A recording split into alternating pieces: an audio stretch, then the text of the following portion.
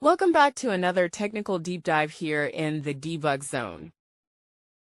Today we're tackling a big question and breaking it down with insights from other users. Hopefully this clears up some misconceptions and helps you get the answer you need. So buckle up, stay a little curious, and let's jump right in.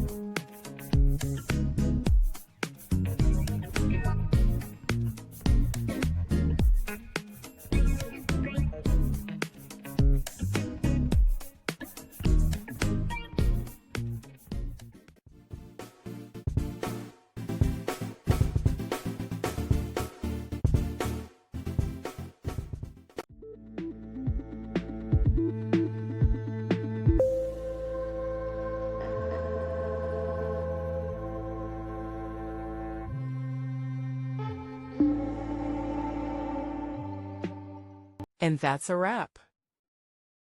I hope you found the answer you were looking for. If you did, take a second to hit that subscribe button. It really helps out. And let me know in the comments which solution worked best for you. See you next time in the debug zone.